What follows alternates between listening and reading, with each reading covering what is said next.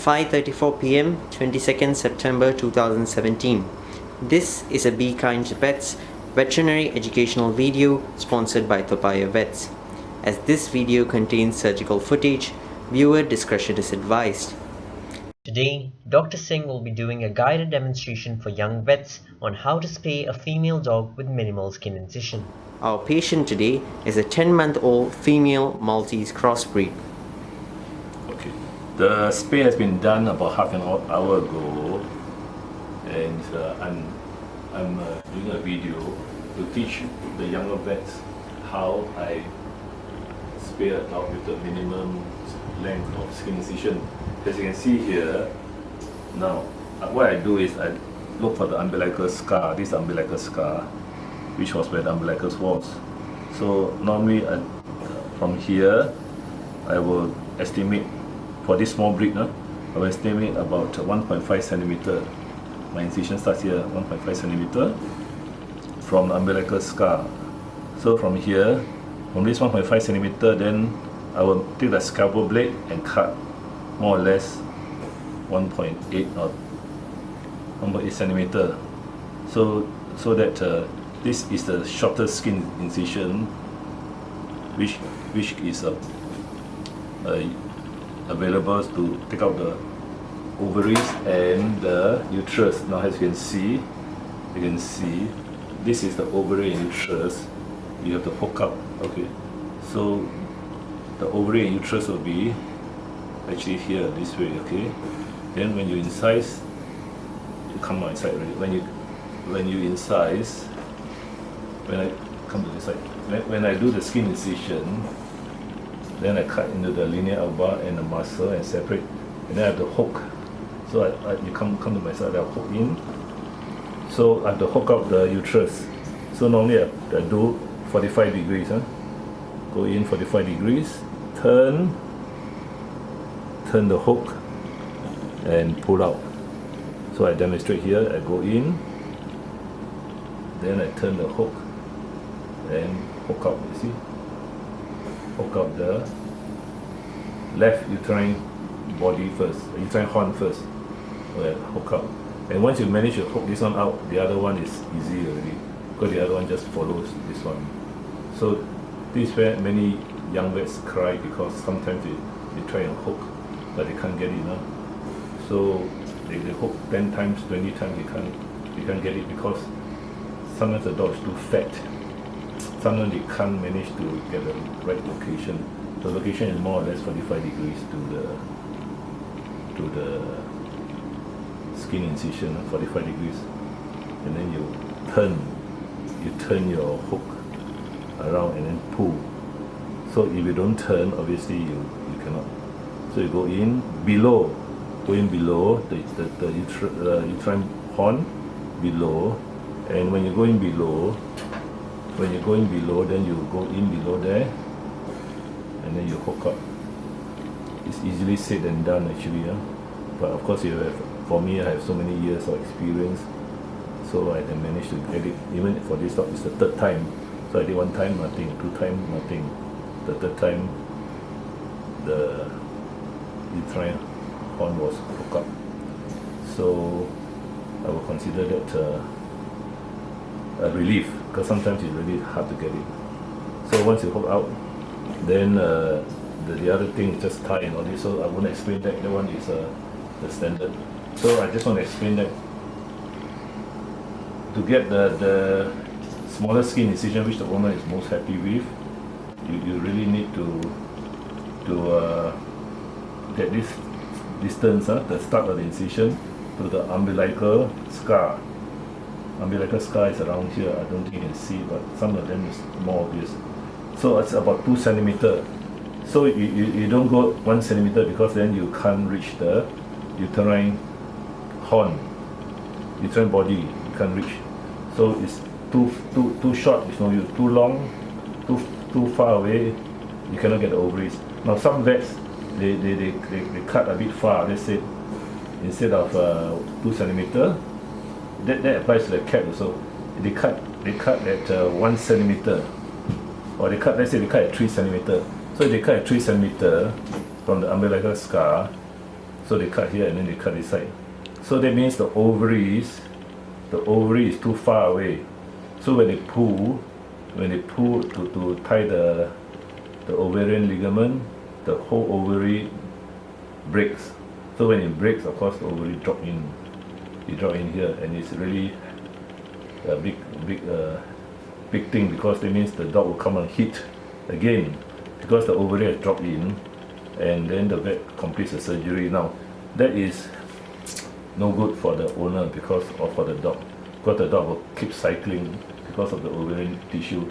Sometimes the ovary is so hard to tie because the incision is too far and the vet doesn't want to enlarge. Normally you should enlarge the incision. You will find that the ovary is too far away and too tight, then you just increase the incision, the skin incision, so that you don't put tension on the ovary. Because once you put tension on the ovary, you put tension on it, the ovary might just break. You see, the ovary might just break because you keep pulling, and then the ovary will just break, and some pieces might drop inside. And so if there's any ovarian tissue, then you have problems already, because the dog will come on hit again, and that is called stump pyometra. Sometimes they call it, because the dog or cat will start to have infection older age, and then this infection will come from here. They call stump pyometra.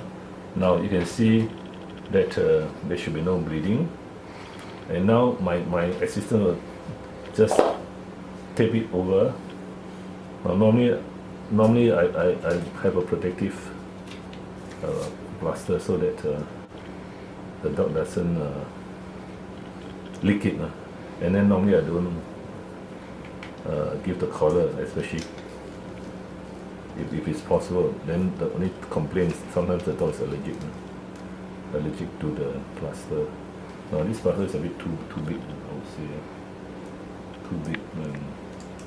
Normally, ideally the plaster should just not go around the nipples actually, but it should be, plaster should be just a bit longer. But then anyway, this is much firmer. Yeah. Okay, now I'm going to give the antecedent, and this dog was given Domitor plus ketamine IV for sedation, and now I will wake her up by giving the antidote called antecedent. Now she's not fully awake yet, so the antecedent will reverse it. Now before that, I'll give the painkiller antibiotics, which is Baytril plus Domitor subcutaneously, so that there's no pain. Okay, so this is a standard procedure in Toa vets. Then the other thing is this suture inside is absorbable, so the owner doesn't have to come back for stitch removal. There's an advantage for the owner. Now I'm going to give the antidote. Now it's called antecedent. Now you can see the time, 5:42.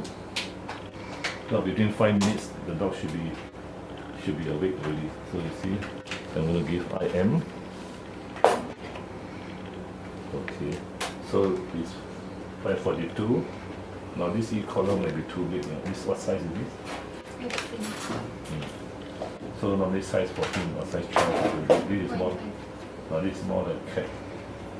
So actually the dog is already, the gums are okay. You see, a bit pale. So normally anesthetic, they do have pale gums, but the tongue is okay. You can see the color. Now you see it's going to get up. You see the effect of antecedent, which is quite good. You see the dog. It's like antidote. Antidote to Domitor. I give Domitor 0.15 IV. Ketamine 0.2 for this dog, weight of 4.3 kg. And you can see now it's really a bit more able to stand up. You can see that, you see, because Domitor sedation has been reversed. Now it's only how many minutes? 1 minute only. So you see that it's 5:43. So by 5:45, I mean, or 5 because it's 5 minutes from 5:43, so 5:48. The dog should be standing up already. But even then you see he's putting his legs up there, you see? Now you can see the dog on this side. You see, yeah? Now you see a bit? There you can see. He's back to normal, you see? He's not like, his breathing is back to normal and the heart rate starts to go back to normal. Now we give the e-collar to prevent any biting. Then painkillers. See the dog, you see? And that's about less than 5 minutes from the injection of antecedent. So some vets they prefer not to inject and let the dog wake up by herself. For me, I prefer to inject so that the dog is alert, you see, and then back to normal respiratory respiration back to normal, you see, so that I don't have to worry whether the dog is going to sleep a long time or not.